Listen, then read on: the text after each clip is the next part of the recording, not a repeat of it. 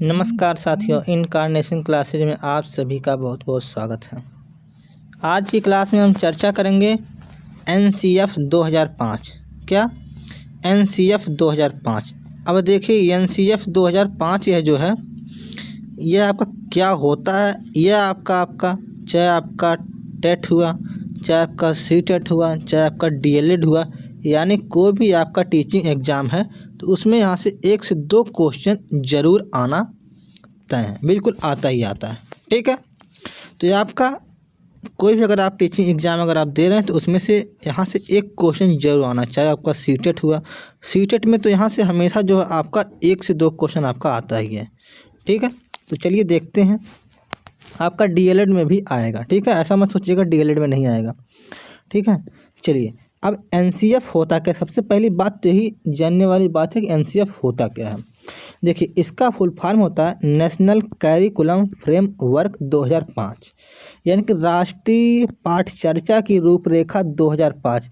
यानी कि इसमें ये चीज़ बताया कि 2005 में कि बालकों को कैसी पाठचर्चा या कैसी पाठ रूपरेखा कैसी किताब की होनी चाहिए, उसमें क्या क्या चीज़ें इंक्लूड होना चाहिए जिससे बच्चों को पढ़ने में आसानी हो और समझने में भी आसानी हो। ठीक, इस चीज़ पर बात की गई। इतना बात कॉन्सेप्ट मन में लेके चलना है, इसके बाद इसमें कुछ है ही नहीं। ठीक है, अच्छा एक क्वेश्चन और आता है कि पहली बार एनसीएफ कब आया था, तो आपका सन 1975 में आया था। ये लगभग टोटल कुल कितनी बार आ चुका है, 1975 में आया, फिर दूसर के 1988 में आया, फिर सन 2000 में आया, फिर 2005 में आया, फिर 2022 में आया। यानी कि अब तक यह कुल जो है आपका कुल 5 बार आ चुका। कितनी बार आ चुका? 5 बार आ चुका। चलिए देखते एनसीएफ है क्या। तो पूछेगा एनसीएफ से आप क्या समझते हैं, आपकी डीएलएड में ये पूछा जा सकता है। ठीक है, तो आप सीधे से लिख लीजिएगा कि यह एक ऐसा दस्तावेज है। क्या है? यह एक ऐसा दस्तावेज है जिसमें ऐसे विषयों पर चर्चा की गई है कि बालकों को क्या और किस प्रकार पढ़ाना चाहिए। क्या चीज़? क्या और किस प्रकार पढ़ाना चाहिए। यह सन 2005 का चौथा एनसीएफ है। क्या है? सन 2005 में जो आया था यह आपका चौथा एनसीएफ था, जो एनसीएफ प्रोफेसर यशपाल की अध्यक्षता में तैयार किया गया था। किसके अध्यक्षता में तैयार किया गया था? प्रोफेसर यशपाल के। अब यहाँ से भी एक क्वेश्चन आ सकता है कि एनसीएफ के अध्यक्ष कौन थे, तो कौन थे? प्रोफेसर यशपाल थे। ठीक, एक क्वेश्चन यहाँ से बन जाता है। इसके बाद फिर आपका एक आता है लघुत्तरीय क्वेश्चन में एनसीएफ के मार्गदर्शी सिद्धांत। आपके 5 मार्गदर्शी सिद्धांत आते हैं। कितने आते हैं? 5 मार्गदर्शी सिद्धांत आते हैं। तो पहला सिद्धांत कहता है कि ज्ञान को स्कूल के बाहरी जीवन से जोड़कर पढ़ाना चाहिए। जैसे जो बच्चों का जो ज्ञान होता है, अगर उनको केवल नॉलेज ही नॉलेज दिया जा रहा है, किताबी ज्ञान, तो उसको क्या समझ में आएगा? नहीं समझ में आएगा। तो उनको क्या किया जाता है, जो एग्जाम्पल लिया जाता है, जैसे एग्जाम्पल कोई भी लेता है, कोई जानवर की अगर बात है तो एग्जाम्पल उनके कुत्तों के दिया जाए। क्या दिया जाए? कुत्ता का दिया जाएगा। अगर मान लीजिए आप एग्जाम्पल कोई आप लकड़बग्घा का दे दिए, तो क्या बच्चा लकड़बग्घा देखा है? नहीं देखा, तो समझ ही नहीं पाएगा। इसलिए उसे ऐसे एग्जाम्पल देना चाहिए, ऐसे बाहरी जीवन से जोड़ना चाहिए जो उस चीज़ को क्या हो, बच्चा देखा हो, क्या उस चीज़ को देखा हो, ताकि उस चीज़ से वह बच्चा रिलेट कर पाएगा। ठीक है, तो पहली बात ये हो गया, एग्जाम्पल जो उसके परिवेश का होना चाहिए। दूसरी बात क्या होना चाहिए? पढ़ाई को रटंत प्रणाली से मुक्त कराना चाहिए। क्या होना चाहिए? जैसे ऐसा नहीं है कि केवल ये ऐसे ही रट लीजिए, उसको कॉन्सेप्ट को समझाइए बिल्कुल आराम से। देखिए ये ऐसे होता है, ये ऐसे होता है। एग्जाम्पल ले लेकर बढ़िया बढ़िया छोटे छोटे एग्जाम्पल, आपने आसपास के जो भी एग्जाम्पल देखे हों, या जो बच्चा जिस परिवेश में रह रहा है उससे एग्जाम्पल वो जानता हो, उस प्रकार के जो एग्जाम्पल से, उदाहरण से उसको बच्चों को कॉन्सेप्ट को पहले आप समझाइए अच्छे से। ठीक है, इस चीज़ पर जोर दिया गया है। ठीक, इसके बाद तीसरा आपका पॉइंट ये है कि पाठ चर्चा पाठ्य पुस्तक केंद्रित ना हो। कहने का मतलब जो पाठ चर्चा हो वो बिल्कुल पाठ्य पुस्तक से ना हो, बल्कि उसे हटकर उसको कहानी के माध्यम से और तमाम तरीके से जो उसको सिखाने का प्रयास कीजिए। इसके बाद आपका चौथा पॉइंट बनाता है कि परीक्षा को अधिक लचीलापन बनाया जाए। क्या बनाया जाए? लचीलापन बनाने का मतलब ये है कि परीक्षा की कोई फिक्स नहीं होना चाहिए कि ये साल भर में ही होगा परीक्षा, बल्कि आप उस भार को कम करने के लिए 2 महीने में, 3 महीने में परीक्षा, या हर महीने में परीक्षा छोटी छोटी लेते रहिए, जिससे जो है बच्चे के ऊपर बर्डन ना पड़े। ठीक है, कक्षा की गतिविधियों से जोड़ना रहता है। ठीक है, ये चीज़ें हो गया। इसके बाद 5वां पॉइंट जो कि लास्ट पॉइंट इसका है, राष्ट्रीय मूल्यों के प्रति विद्यालय को आस्थावान बनाना। अब देखिए, जैसे कहने का मतलब ये है कि बच्चों को आस्थावान बनाने, इसका मतलब ये है कि जैसे जो भारत का जो झंडा, जो तिरंगा है, वह आपका राष्ट्रीय एक झंडे के रूप में जो राष्ट्रीय प्रतीक है, उसके प्रति समर्पण होना चाहिए बच्चों को। ये चीज़ें नैतिकता मतलब सिखाना चाहिए कि हमें भारत का ये जो झंडा है, यह एक भारत को जो क्या करता है, प्रदर्शित करता है। इस चीज़ का हमें आदर करना चाहिए। ठीक है, इन सब चीज़ों का आदर भाव का जो उनके अंदर डेवलप करना चाहिए कि हाँ, किनका आदर करना चाहिए, ये आपसे बड़े हैं, इनका पैर छूना चाहिए, चाचा हैं, पापा हैं, गुरुजी हैं या जो भी हैं, तो उनको नैतिक गुणों का भी उनका विकास करना चाहिए। और आस्थावान का विकास होना चाहिए कि मतलब कि भारत देश का जैसे क्या है, हॉकी राष्ट्रीय खेल है, तो उनका आदर करना चाहिए। या जो भी जैसे कमल का पुष्प है, उसका जो है मतलब सम्मान करना चाहिए। हर किसी भी चीज़ का मतलब सम्मान करना चाहिए जो राष्ट्रीय चीज़ यानी कि जो भारत से रिलेटेड है। ठीक है, जो राष्ट्रीय का जो मूल प्रति है। ठीक है, चलिए इसके बाद NCF 2005 कुछ प्रमुख सुझाव हैं। अब इसमें सुझाव क्या क्या हैं इसको भी देख लीजिए। पहले जैसे सुझाव इसमें ये दिया गया था कि बालक को सक्रिय रखना है। क्या रखना है? बालक को हमेशा सक्रिय रख के कोई चीज़ सिखाना। जैसे बच्चा स्वयं से जाने और सीखे तथा नई नई चीज़ों को आजमाए, ताकि वह तोड़ फोड़ कर और जब गलतियां करेगा तो वह स्वयं खुद उस चीज़ पर क्या करेगा, सुधार करेगा। यानी इस पर यह जोर दिया गया कि बच्चा खुद करके सीखे। ठीक है, तब वह ज़्यादा उसका विकास होगा उस चीज़ का। ठीक है, इसके बाद दूसरा पॉइंट है सीखना सक्रिय व सामाजिक गतिविधि है। अब जैसे सीखना क्या, एक सामाजिक जो है गतिविधि क्या है, जिससे कोई बच्चा कोई कार्य कर रहा है तो वह समाज में ही तो रह के करेगा। जब वह समाज में रह कर करेगा तो वह क्या है, एक सामाजिक गतिविधि है। ठीक है, तीसरा पॉइंट आपका बनता है सीखने को डर और अनुशासन की जगह आनंद व संतोष से जोड़ा जाना चाहिए। कहने का मतलब कोई चीज़ जब बच्चा अगर सीख रहा है तो उसे डराना नहीं चाहिए, बल्कि उसे ऐसे चीज़ से सिखाना चाहिए कि उसको आनंद आए उस चीज़ में सिखाने में और सीखने भी बच्चों को। अगर आप डरा धमका के सिखाओगे, नहीं अगर तुम 2 का पहाड़ा नहीं सुनाओगे तो तुमको हम 5 डंडा मारेंगे या 2 डंडा मारेंगे, तो बच्चा डरा रहेगा, तो डर डर के याद करे। बल्कि वो नहीं सही है, बल्कि उसे इस प्रकार जो है करना चाहिए कि अगर आप जो है 2 से 10 तक अगर आप पहाड़ा अगर आप अच्छे से लिख लेते हो तो आपको एक कॉपी मिलेगा, यानी कि आपको एक पुरस्कार मिलेगा, आपको एक टॉफ़ी मिलेगा। ठीक है, तो आप इन सब बच्चों से अच्छे बच्चे हो जाओगे। ठीक है, आपको शाबाशी मिलेगा, यानी उनको प्रोत्साहित करना है। ठीक है, इन सब चीज़ों को जो है इंक्लूड करना। इसके बाद चौथा पॉइंट आपका है बालक को स्कूल घर आदि सब जगह महत्वपूर्ण मानते हुए उसकी भाषा संस्कृत को भी सम्मान दिया जाना चाहिए। अब जैसे मान लीजिए कोई भी बालक है, वह अपनी मातृभाषा मान लीजिए भोजपुरी वो जानता है, तो उस भोजपुरी का भी सम्मान करना चाहिए टीचर को, ना कि उसे बच्चों को डांटना चाहिए। नहीं, इसीलिए हमेशा कहा गया है कि बच्चों को मातृभाषा में सिखाया जाए। किस में सिखाया जाए? मातृभाषा में सिखाया जाए। ठीक है, और उस संस्कृत उस कला का उसको सम्मान करना चाहिए। अब जैसे कोई बच्चा जो है मुस्लिम है, कोई बच्चा हिंदू है, कोई बच्चा ईसाई है, तो उन सभी का त्यौहार, उन सभी का संस्कृत, उन सभी की सभ्यता, इन सब चीज़ क्या अलग अलग है। तो उसमें क्या होता है, उसमें एक नई चीज़ ये होती है कि सभी बच्चे एक दूसरे से सीखते हैं।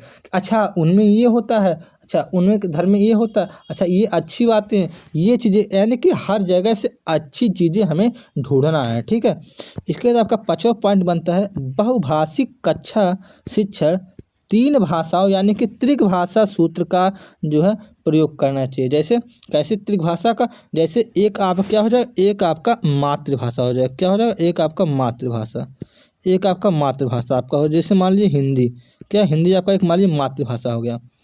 फिर इसके बाद दूसरा आपका भाषा आपका क्या हो जाएगा, दूसरी भाषा आपका अंग्रेजी हो जाएगा। ठीक, और तीसरी एक आपकी भाषा कौन सी हो जा रही है, संस्कृत हो जा रही है। तो आपका त्रिक भाषा हमेशा प्रयोग करना चाहिए। अगर मान लिया जाए बाई चांस यहाँ मातृभाषा की जगह पे आपका यहाँ भोजपुरी हो गया, तब भी कोई बात नहीं है। अगर आप भोजपुरी हो गया तब भी आपका भोजपुरी, हिंदी, अंग्रेजी, इस प्रकार आप कर सकते हैं। यानी कि त्रिक भाषा का ये प्रयोग किया गया था। ठीक है, इसके बाद आपका अगला 6ठा पॉइंट है इसमें भाषा के 4 कौशल की बात की गई। तो 4 कौशल होता ही है, कौन कौन सा? एक होता है सुनना, एक बोलना, एक पढ़ना, एक लिखना। देखिए इसमें 2 आपके ग्रहणात्मक कौशल होते हैं और 2 आपके अभिव्यक्तात्मक कौशल होते हैं। यानी कि 2 चीज़ों से हम कोई भी चीज़ अभिव्यक्त करते हैं, चाहे जैसे बोल के कोई चीज़ बताते हैं या कोई चीज़ लिख के बताते हैं। अगर कोई भी चीज़ अगर हम ग्रहण करते हैं किसी व्यक्ति से, या तो हम कान से सुनते हैं या तो उनके द्वारा लिखे गए चीज़ को या किताब को या बुक को कुछ पढ़ते हैं, तब हम उनसे सीख पाते हैं। ठीक है। इसके बाद अगला है 7वां पॉइंट है, विद्यालयों की दी जाने वाली शिक्षा में शिक्षण सूत्र जैसे ज्ञात से अज्ञात की ओर, मूर्त से अमूर्त की ओर, इन सब शिक्षण सूत्रों का अधिक से अधिक प्रयोग करना चाहिए, है ना। ज्ञात से अज्ञात की ओर, मूर्त से अमूर्त की ओर, है ना, सरल से कठिन की ओर, है ना। ये सब क्या है? ये सब शिक्षण सूत्र हैं। इसके बाद अगला पॉइंट आपका बनता है, दंड और पुरस्कार की भावना सीमित करना चाहिए। अब जैसे इसका क्या मतलब है? अगर आप दंड की भावना और पुरस्कार की भावना अगर आप सीमित नहीं करेंगे, अगर किसी बच्चा को अगर आप दंडित ज़्यादा कर देंगे तो क्या वो बच्चा फिर विद्यालय में आएगा? फिर तो वो बच्चा विद्यालय ही छोड़ देगा, फिर विद्यालय ही नहीं आएगा। और अगर आप किसी बच्चे को जो है बहुत ज़्यादा पुरस्कृत कर देंगे तो फिर वो अपने आप में मतलब खो जाएगा पुरस्कार में, कि वह जो है इसके बाद आगे पढ़ाई पे ध्यान देना कम हो जाएगा। क्यों? वह तो सोचेगा बस अब हमको तो आ रहा, हमको तो मास्टर साहब पुरस्कार दे रहे हैं, ये है वो है, उसके मन में थोड़ा सा उस प्रकार की भावना आ जाएगी। ठीक है। इसके बाद आपका अगला पॉइंट है, सह शैक्षिक गतिविधियों में बच्चों के अभिभावकों को भी जोड़ा जाना चाहिए। यानी कि हमेशा जो है मीटिंग वगैरह जैसे जो होती है ना हर महीने के लास्ट डे में, तो वो मीटिंग वगैरह कराना चाहिए, जिससे अभिभावक को बुलाना चाहिए, जिससे बताना चाहिए कि हाँ आप भी थोड़ा बच्चों को घर पे थोड़ा ध्यान दिया करिए, क्योंकि आपका जो है 24 घंटे में आपका लगभग 6 घंटे केवल बच्चा जो है स्कूल में रह सकता है, बाकी 18 घंटा तो आपके पास ही रहता है। तो आप भी थोड़ा सहयोग करेंगे तो बच्चा जल्दी से कोई चीज़ सीखेगा। ठीक है। कोई भी सीखने में अभिभावक का बहुत योगदान होता है। ठीक है। चलिए अगला पॉइंट आपका है, विशाल पाठ्यक्रम व मोटी किताबों शिक्षा प्रणाली की असफलता का प्रतीक। यानी कहने का मतलब है कि किसी भी बच्चे को मोटी मोटी किताबें और पाठ्यक्रम जो बहुत विशाल या बहुत बड़ा नहीं करना चाहिए, छोटे छोटे कई भागों में उसे बांटना चाहिए। इस प्रकार प्रणाली का जो है करना चाहिए। अगर वह बहुत ज़्यादा किताबें, बहुत ज़्यादा मोटी मोटी किताबें हो तो उस चीज़ का क्या हो जाएगा, उतना सफलता उस चीज़ का प्रयोग नहीं मिल पाएगा। ठीक है। अगर बुक मोटी मोटी है तो बच्चा नहीं पढ़ पाएगा। आप देखे होंगे कि छोटे छोटे बच्चों के चित्रात्मक रूप की जो किताबें प्रयोग की जाती हैं उसमें चित्र ज़्यादा हो जाएगा, ताकि बच्चों को पढ़ने में उसे अच्छा लगेगा। ठीक है, रोचक हो जाएगा। इसके बाद आपका 11 नंबर पॉइंट है, मानसिक स्तर और योग्यता के अनुसार पाठ्यक्रम का निर्धारण होना चाहिए। कहने का मतलब बच्चे का लेवल क्या है उसके आधार पर पाठ्यक्रम होना चाहिए। ठीक है। इसके बाद आपका 12वां पॉइंट है, एनसीएफ 2005 का प्रमुख सूत्र है कि बिना भार के अधिगम, यानी कि शिक्षा बिना भार के, यानी कोई भी अधिगम अगर हो रहा तो इस चीज़ का भार नहीं होना चाहिए बालक के ऊपर। ठीक है। ये बातें कही गई हैं इसमें। इसके बाद अगला पॉइंट है, मूल्यों को उपदेश देकर नहीं वातावरण देकर स्थापित करना चाहिए। यानी कोई भी चीज़ जो आप ज्ञान दे रहे हैं केवल उपदेश ही ना दीजिए, बल्कि आप उसके वातावरण बनाने में आप सहयोग करिए। ठीक है। अगर आप कह रहे हैं कि बच्चों आप गाली मत दीजिए किसी को, तो आप भी मत किसी को गाली दीजिए, तब तो ये आप वातावरण बना रहे हैं। आप खुद अध्यापक होकर एक दूसरे को गाली दे रहे हैं और बच्चे को सिखा रहे हैं गाली मत दीजिए, तो क्या वो बच्चा सीखेगा? नहीं सीखा। तो इस प्रकार उपदेश ना दीजिए, बल्कि क्या करिए, वातावरण देकर स्थापित करिए। ठीक है। वो वातावरण ही इस प्रकार बना दीजिए। इसके बाद अगला पॉइंट है, पुस्तकालय में बच्चों को स्वयं पुस्तक चुनने का अवसर दीजिए, कि वो बच्चा कौन सा किताब पढ़ना चाह रहा है। अगर वो हिंदी पढ़ना चाह रहा है, चलिए हिंदी ही पढ़िए। अब बच्चे का नहीं मन है गणित पढ़ने का, अंग्रेजी पढ़ने का, तो हिंदी ही पढ़ने दीजिए। इस प्रकार इस पर ज़्यादा जोर दिया गया है। ठीक है। फिर आपका अगला पॉइंट बन जाता है, शांति शिक्षा को बढ़ावा और महिलाओं के प्रति आदर एवं जिम्मेदारी दृष्टिकोण विकसित करने का कार्यक्रम का आयोजन करना चाहिए। ठीक है। इसके बाद आपका अगला पॉइंट है, सांस्कृतिक कार्यक्रमों में मनोरंजन के स्थान पर सौहार्द बोध का बढ़ावा देना चाहिए। ठीक है। मनोरंजन के स्थान पे जो सांस्कृतिक जो कार्यक्रम है उनको जो बढ़ावा देना चाहिए। जैसे हर किसी राज्य का अलग अलग जो है अपना होता है, हर किसी क्षेत्र का अलग अलग अपना जो क्या होता है कार्यक्रम होता है संस्कृत, ठीक है। इस चीज़ पर बल देना चाहिए। चलिए इसके बाद आपका अगला है सभी विद्यार्थियों हेतु समावेशी वातावरण तैयार करना।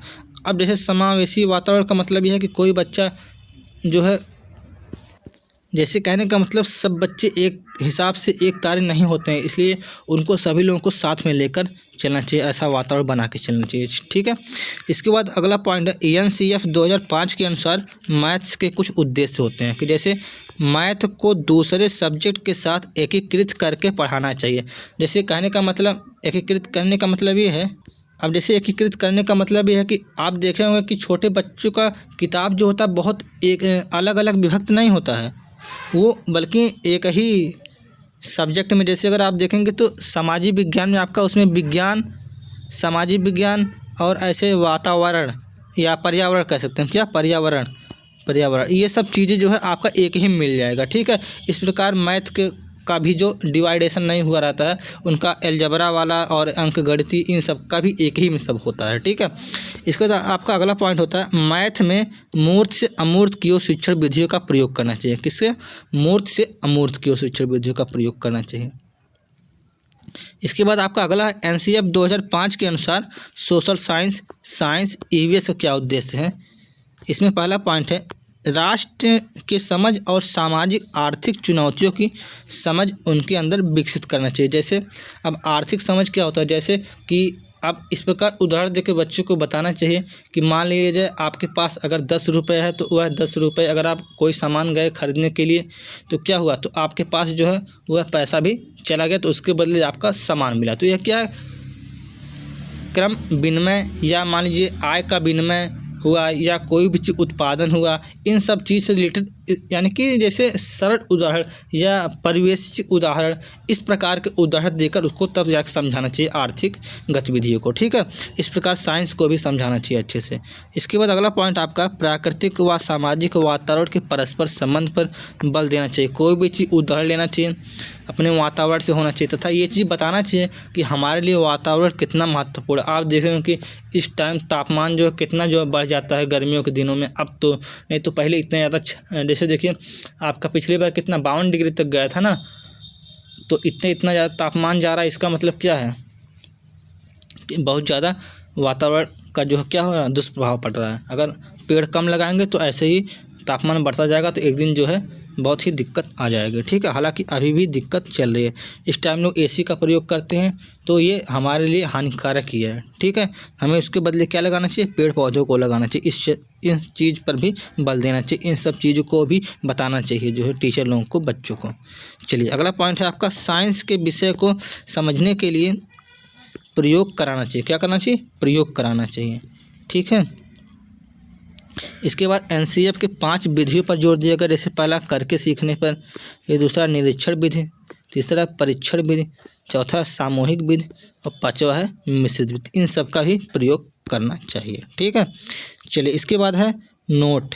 एनसीएफ 2005 में शिक्षक के प्रति दृष्टिकोण शिक्षक ज्ञान का स्रोत नहीं है, अपितु एक सुगम करता है जो सूचना को अर्थबोध में बदलने की प्रक्रिया में विविध उपायों द्वारा बच्चों हेतु सहायक होता है। जो टीचर होता है वह कोई जो है ऐसा कोई ज्ञान का स्रोत नहीं होता, बल्कि वह एक जो आपके बुक में जो आपको ज्ञान दिया गया है बस उसको क्या करता है, वो बस उसको वह क्या करता है, केवल सुगम करता है, यानी कि सरलता से उसको बताने का आपका क्या करता है, आपको प्रयास करता है, ठीक है।